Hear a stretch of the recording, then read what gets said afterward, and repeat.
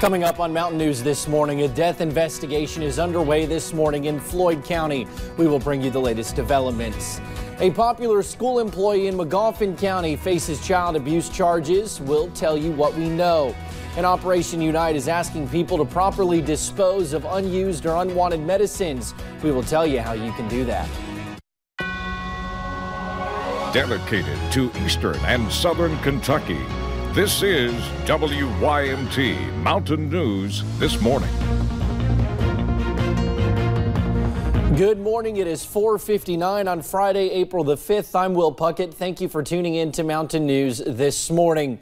Well, if you're getting ready to head out, you're going to want an umbrella, a rain jacket, and some rain boots as it is raining across the region. Let's bring Brandon in this morning. He will give us a better idea of what to expect as the day goes on. Brandon, good morning. Good morning, my friend, and Mayflowers for sure after these April showers because we're seeing quite a few of them this morning. Let's track them out for you on live pinpoint Doppler radar. Take you on a brief tour this morning. Rain everywhere, but some of the higher spots there, seeing some heavier bands of rain down toward London and I-75, going through parts of Jackson County, up toward Rockcastle County there, on up toward I-64 if you're traveling toward Moorhead this morning, over toward Olive Hill or going back toward Mount Sterling, you're seeing that, and also down into parts of Southwest Virginia, Pike County as well. Visibility affected because of that, so keep that in mind as you travel. Temperatures in the 50s this morning, a couple upper 40s, but a very mild start to the day. Headlines, scattered rain chances off and on, especially the later the day you get. Warm weekend and showers and storms in play by Sunday. Full forecast in just a few minutes. Will. All righty, Brandon, thank you. Well, we begin this morning with the death investigation out of Floyd County. Troopers tell WYMT they discovered a body during a search at a home in the Wayland community around 4 yesterday afternoon. We are told the body was found in a shallow grave in the backyard. Right now, police are not saying if they suspect foul play. The body will be taken to the medical examiner's office in Frankfort for identification and to determine the cause of death.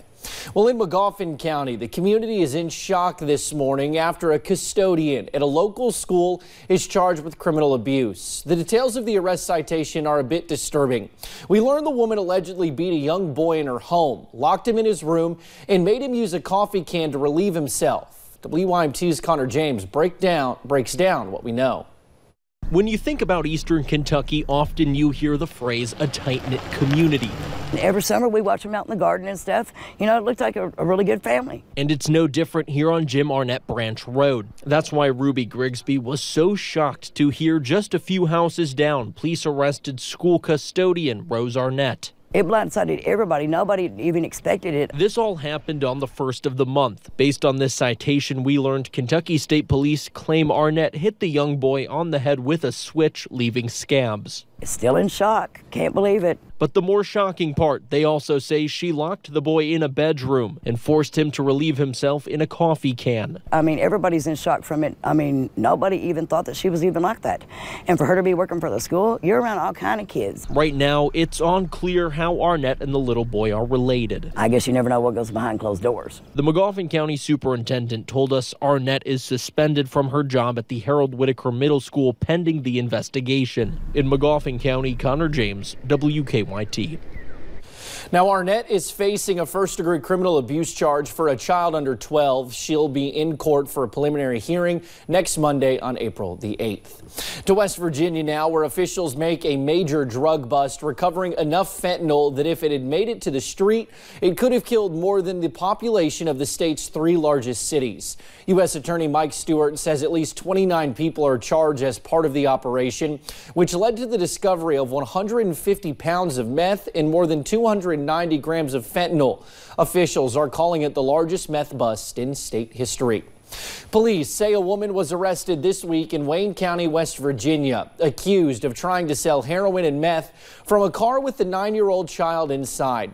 Kayla Watts of Huntington was arrested in Canova. Police say there were 3 other people in the car, and they were all detained. Officers found heroin laced with fentanyl, as well as crystal meth inside the car. Watts faces multiple drug charges and a child neglect charge as well. Well, officials with Operation Unite are encouraging communities to utilize Unite drop boxes for unused medications. President and CEO Nancy Hale says the unused medication drop boxes are a safe way to get rid of pills. She says leaving them in the house or flushing them can be dangerous. Since the organization started the drop boxes in 2012, they have collected 13 tons of unused medications, which is enough to cover half a football field an inch deep. But the fact that those are off the streets, that have been properly disposed of, is a key issue. There are 41 permanent Unite drop boxes throughout the region. On a much lighter note this morning, the University of the Cumberlands was hoping to find 400 new alumni donors for their Cumberlands Give Day. All day yesterday, the university took donations from alumni for specific programs, which will help diversify funding. Some started challenges, including the baseball program, who is asking for help in getting a new hit track system. This is just an opportunity for us to reach out to our alumni and give them an opportunity to give back to a school that we feel like, has given them a lot. As of early yesterday morning, they had 145 donors. The event ended last night at midnight. Well, speaking of a way to give back, we want to remind you about Power Up the Pantry events in Hazard and Prestonsburg starting in just less than an hour. You can drop off non-perishable food items, baby supplies, or monetary donations at the ARH Medical Mall parking lot here in Hazard or the Big Sandy Community and Technical College parking lot near the Science Center in Prestonsburg.